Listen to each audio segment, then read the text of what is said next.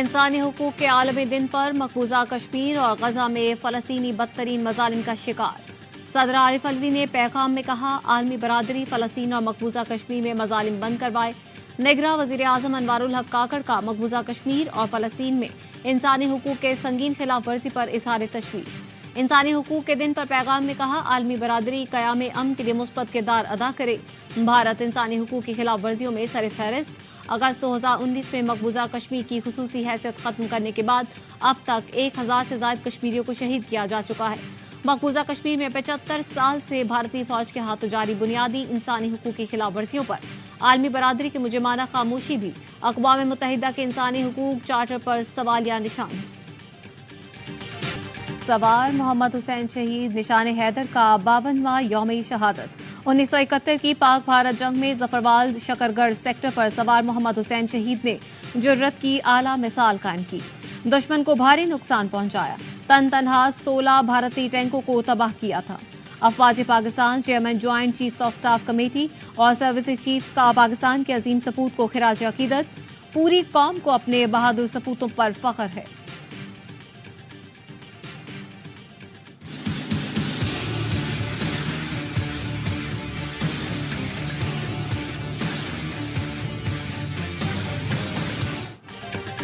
खैबर पख्तूनख्वा, पंजाब और सिंध के कई इलाकों में शदीद धुंध।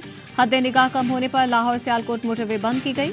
मोटरवे M1 रशकई से पिशावर तक, M2 लाहौर से शेखुपुरा तक, M3 फैजपुर से समंदरी तक, मोटरवे M5 जाहिर पीर से ऊंच शरीफ तक ट्रैफिक के लिए बंद। दुनिया के आलूदा तरीन शहरों में लाहौर का आज तीसरा नंबर।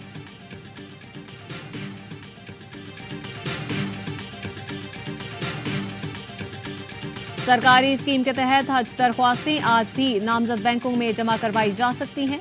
गुज़श्ता रोज तक मुल्क भर में 28,800 हज दरख्वास्तें मौसूल हुई, जिनमें से 1,550 दरख्वास्तें स्पॉन्सरशिप के तहत थीं।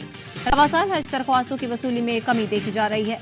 12 दिसंबर की मुकर्ररा तारीख तक हज दरख्वास्तें मौसूल न हुई तो कोटा सऊदी अरब को वापस कर दिया जाएगा।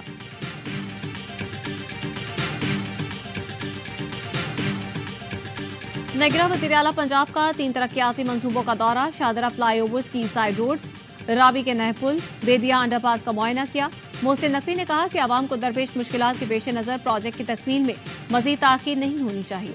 निगरां वज़ीर आला ने बेदिया अंडरपास प्रोजेक्ट का भी दौरा किया। तामीराती मयार का भी जायजा लिया। LDA टीम को शाबाश दी।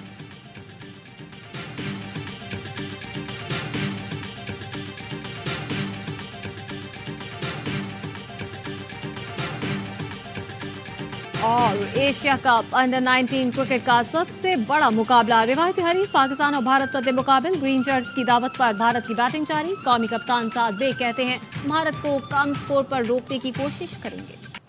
पता लगना चाहिए 93 और 99 में मुझे क्यों निकाला गया।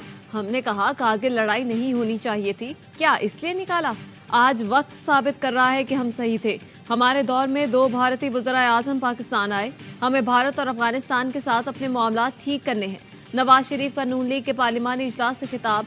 कहा, जब तक मैं वज़ीर आज़म था दुनिया भी एतराफ कर रही थी। पाकिस्तान चंद सालों में बड़ा मकाम हासिल कर लेगा, लेकिन कुछ किरदारों ने तरक्की करते पाकिस्तान को ठप कर दिया। समझ नहीं आती अनाड़ी के हाथ में मुल्क की बागडोर कैसे दी गई। जिन्होंने मुल्क को यहाँ तक पहुँचाया उनका मुहासबा होना चाहिए।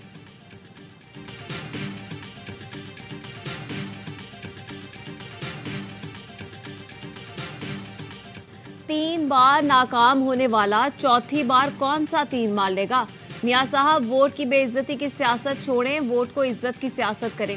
Chairman Peoples Party Bilawal Bhutto का तीमरगराह में वर्कर्स कन्वेंशन से खिताब। कहा, 90 में जो नवाज शरीफ को लाए उनसे लड़ पड़े। दूसरी बार वजीर आजम बनाया तो फिर घर जाना पड़ा। तीसरी बार भी आदत से मजबूर होकर उनसे लड़े जिन्होंने कर्म किया। 2/3 अक्सरियत का मुतालबा कर रहे हैं। लाने वाले कह रहे हैं कहां से दें? अगर अक्सरियत दे दी तो फिर इनसे लड़ेगा। चौथी बार सिलेक्ट होकर